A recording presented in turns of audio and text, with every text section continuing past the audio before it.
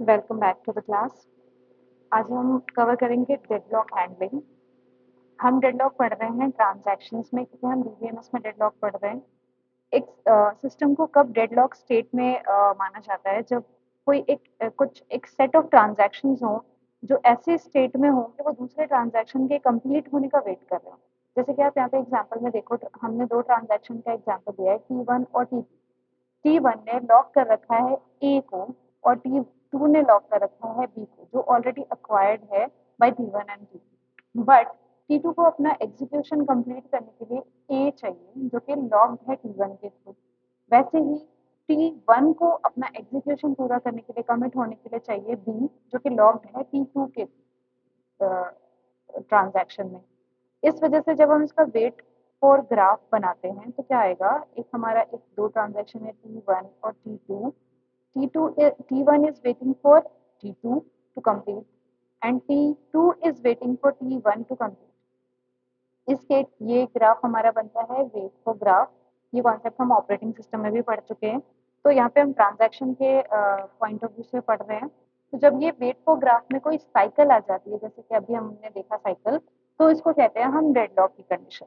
अब तो हम इसको क्या कह सकते हैं कि there exist a set of waiting transaction. मान लो T1, T0, T1 ऐसे करके Tn-1 तक कोई ट्रांजैक्शंस हैं और वो वेट कर रहे हैं। T1 T0 कर रहा है T1 का वेट, T1 T2 ऐसे करके Tn-1 तक का, यानी कि एक साइकिल एग्जिस्ट कर रही है इनके बीच में, वेटिंग साइकिल। तो ये ट्रांजैक्शंस का क्या कहे जाएंगे इन अ सिचुएशन ऑफ डेडलॉक। तो हम इस डेडलॉक की प्रॉब्लम को हैंडल करने के लिए वही फोर कंडीशन जो हम ऑलरेडी ऑपरेटिंग सिस्टम में पढ़ते हैं, म्यूचुअल, वो फोर कंडीशन साइमल्टेनियसली होल्ड होनी चाहिए डेडलॉक होने के लिए। पहला है म्यूचुअल एक्सक्लूजन, दूसरा है नो प्रियम्पशन,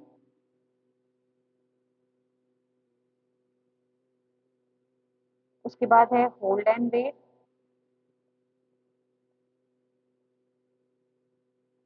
और साइक्लिक वेट।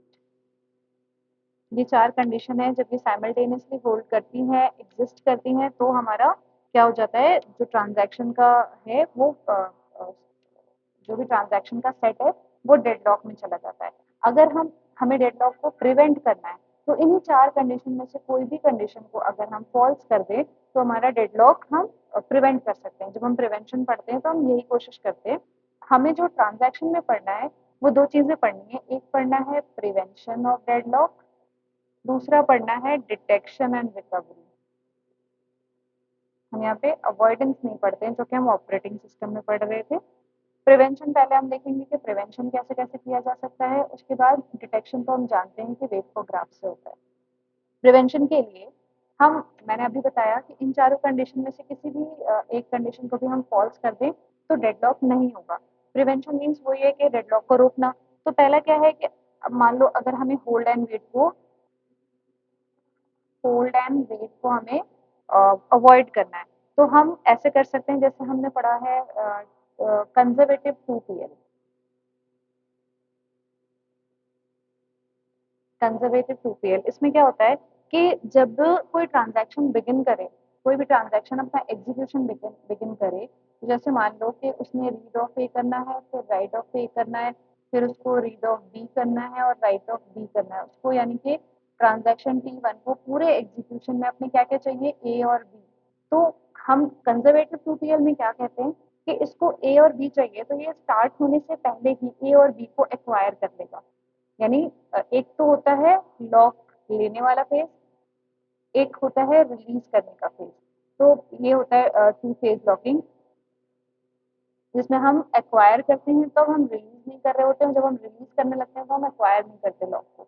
तो कंजर्वेटिव 2PL स्ट्रिक्ट उसी का फॉर्म है, जब सारे के सारे जो भी वेरिएबल, जो भी लॉक्स चाहिए थे उसको, जब वो पहले ले लेगा। जैसे हमने ये इनिशियल चेक किया था यहाँ पे कि T1 को ए मिल चुका है, उसे बी चाहिए, तो ये कंडीशन कभी आएगी नहीं कि वो हाफ ऑफ द रिसोर्स को लेके बैठा हुआ है और हाफ के लिए वो वेट कर रहा है, जब हमें उसे उसने पहले ही एक्वायर कर लिया हो।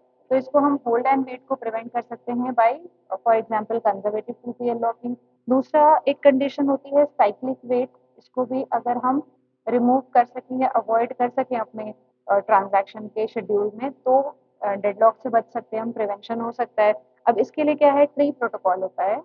फॉर एग्जांपल इसमें क्या करते हैं हम कि मान लो ट्रांजैक्शन T1 है, TI या TJ है, ठीक है। अब रिसोर्सेज हैं हमारे पास, ए पे बी की कुछ वैल्यू है, ऐसे सो ऑन कुछ रिसोर्सेज हैं। हम ये अश्योरिटी देते हैं कि जब अगर ट्रांजैक्शन असेंडिंग ऑर्डर या डिसेंडिंग ऑर्डर में ही लॉक एक्वायर कर रहा है, यानी उसके बाद सी करेगा, डी करेगा, टी आई ने अगर ए को रिलीज कर दिया है तो वापस वो डी तक आ जाने के बाद कभी ए को रिक्वेस्ट नहीं करेगा। मतलब एक ऑर्डर में ट्री लाइक स्ट्रक्चर जैसे होता है ना, रूट से लीफ तक, तो वैसे ही ये इस तरफ अगर बढ़ रहा है लॉक के लिए, तो जब इसने ए कर लिया, फिर बी कर लिया, फिर सी कर लिया, डी कर लिया, तो ये वापस से जाके ए को नहीं एक्वायर करने की रिक्वेस्ट करेगा। तो जब इस तरह के कोई ऑर्डर को हम फॉलो करेंगे तो ये जो साइकिल बनती है ना, ये साइकिल तभी बन जाती है, तो ये साइक्लिक वेट अवॉइड हो सकता है, ठीक है। लेकिन इन दोनों प्रिवेंशन, यानी जो हम ऐसा करके करना चाहेंगे होल्ड एंड वेट को या तो अवॉइड कर सकें, या हम साइक्लिक वेट को अवॉइड कर सकें प्रिवेंट करने के लिए डेडलॉक को, ये डिफिकल्ट टू प्रेडिक्ट है। हम पहले से कैसे पता कर सकते हैं हर केस में कि हमारे पास कौन कौन से रिसोर्सेज की जरूरत पड़ने वाली है, या हो सकता है कि किसी एक ट्रांजैक्शन में मैंने बोला कि सारे लॉक पहले ही ले लो, उसके बाद ट्रांजैक्शन स्टार्ट करो, तो A B C D E F उसने 5 रिसोर्स 5 लॉक लगा लिया अपने पे। अब वो ई वाला जो लॉक है वो बहुत लास्ट में यूज होना था, बट उसने तो ले लिया क्योंकि उससे पूरा काम पांचों का था। तो किसी भी रिसोर्स का या डेटा आइटम का, जो एबीसीडी के हैं डेटा आइटम्स हैं जिन पे वो मॉडिफिकेशन करेगा, तो डेटा आइटम्स का यूटिलाइजेशन बहुत कम हो सकता है इन सब वजह से, क्योंकि हमने पहले ही ले लिया है उसको। और इसकी ऑर्डरिंग करना, जो यहाँ पे मैंने बोला ट्री लाइक स्ट्रक्चर में ऑर्डर करके हम वापस से किसी को अलाउ नहीं करेंगे दोबारा किसी लॉक को लेना, तो ये डेटा आइटम की ऑर्डरिंग करना भी डिफिकल्ट और टाइम टेकिंग है। तो इसलिए हम जो दो अप्रोच प्रिवेंशन की स्कीम्स पढ़ते हैं हम, प्रिवेंशन स्कीम्स,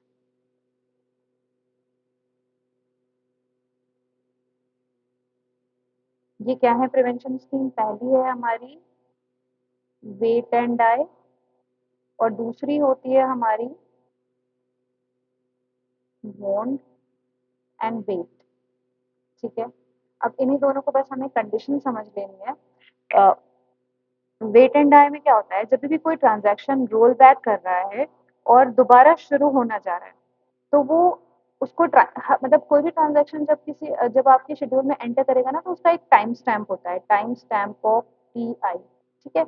ऐसे कोई दूसरा आया टाइम स्टैम्प ऑफ टी जे। अब जब रिसोर्स को लेना है यानी डेटा आइटम्स एक्वायर करने हैं, तो हम देखते क्या है, पहला हम देख रहे हैं वेट एंड डाई। इसमें हम क्या देखते हैं कि if time stamp of T आई अगर छोटा है टाइम स्टैम्प ऑफ टी जे से, तो टी आई वेट करेगा, ठीक है। और अगर टाइम स्टैम्प ऑफ टी आई बड़ा है टाइम स्टैम्प ऑफ टी जे से, तो टी आई रोल बैक करेगा, यानी कि इसी को हम कह रहे हैं डाई, ठीक है। अब ये क्या मतलब हुआ, टाइम स्टैम्प जब हमें मिलता है, जैसे हम सिस्टम में एंटर कर रहे हैं, तो टाइम स्टैम्प छोटा होने का मतलब वो पहले आया था, हम 12 बजे 1 बजे आए, 2 बजे आया कोई, तो 1 बजे हम आए हैं, हम पहले आए हैं, हमारा टाइम स्टैम्प 1 है, जिस टाइम पे हम एंटर कर रहे होते हैं वही हमारा टाइम स्टैम्प होता है। 1 बजे जो आया 2 बजे आने वाले से पहले आया, यानी कि टाइम स्टैम्प छोटा 1, अगर छोटा है कोई 1 बजे आया कोई 2 बजे आया, तो बड़ा कौन है, एक, यानी कि टाइम स्टैम्प छोटा तो वो एल्डर है, और यंगर ट्रांजैक्शन कौन कौन है, जिसका टाइम स्टैम्प बड़ा है। तो वेट एंड टाइम में क्या हम देखेंगे कि जो टाइम स्टैम्प जिसका छोटा है, यानी जो पहले आया है, वो टाइम, अगर वो कुछ रिसोर्स को या किसी डेटा आइटम के लिए रिक्वेस्ट कर रहा है, तो वो वेट करता है जो पहले आया है, क्योंकि वो पहले आया है उसे हम अलाउ करते हैं कि वो वेट करे। लेकिन अगर वो बाद में आया है, यानी अगर उसका टाइम स्टैम्प बड़ा है, जिसके पास डेटा आइटम है टीजे के, मान लो डेटा आइटम टीजे के पास है, टी आई का टाइम स्टैम्प अगर बड़ा है, यानी कि वो बाद में आया है, यानी टाइम स्टैम्प 2 है, यानी बाद में आया ना, तो वो रोल बैक कर लेगा। तो इसका समरी क्या हुई इसकी, वेट एंड डाई में जो ट्रांजैक्शन पहले आया है वो अगर किसी डेटा आइटम के लिए रिक्वेस्ट कर रहा है, तो वो वेट करता है, उसको मिलेगा, जब जब उसका नंबर आएगा, जैसे रिलीज होगा तो उसको मिलेगा, वो वेटिंग पे रखा जाएगा। अदरवाइज अगर वो बाद में आया है, जिसने एक्वायर कर रखा है उसके बाद में आया है, उससे छोटा ट्रांजेक्शन है, यंगर ट्रांजेक्शन है, तो उसको हम वेट पे नहीं रखते, उसको रोल बैक करा देते हैं। ये कॉन्सेप्ट है वेट एंड डाई का। इसको हम ऐसे भी कह सकते हैं कि ओल्डर ट्रांजैक्शन जो है वो वेट करता है और यंगर ट्रांजैक्शन जो है वो डाई या रोल बैक कर देता है। ओके, अब आता है कॉन्सेप्ट दूसरे का। एक सेकंड क्या है हमारा, बॉन्ड एंड वेट। ठीक है, इसमें क्या होता है, इसकी कंडीशन क्या है कि if time stamp of T I is greater than time stamp of T J, then क्या होगा, then T I can wait. ठीक है, और if time stamp of Ti is smaller than time stamp of Tj, then क्या होगा,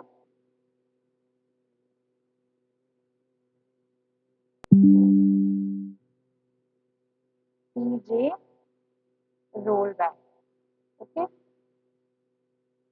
ठीक है, इसको जल्दी से समझ लो कि अगर टाइम स्टैम्प क्या है, बड़ा है यानी यंगर ट्रांजैक्शन है ना, तो ये कहता है कि यंगर वाला वेट कर सकता है। ये ऑपोजिट है, यंगर वेट करेगा। अगर टाइम स्टैम्प छोटा होता है यानी ये बड़ा है, तो हम इसको रोल बैक कराते हैं। यानी यहाँ क्या बोल रहे हैं हम कि यंगर जो है वो वेट करेगा और एल्डर को क्या करते हैं हम, रोल बैक। ठीक है, तो आई होप ये कॉन्सेप्ट क्लियर होगा।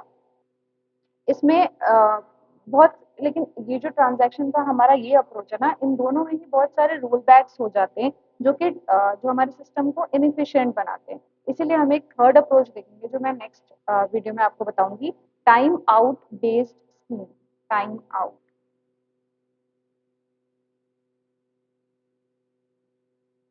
ठीक है, ये हम नेक्स्ट वीडियो में देखेंगे। ये थर्ड टाइप है क्योंकि इनमें इनकी इनएफिशिएंसी को रिमूव करने के लिए है।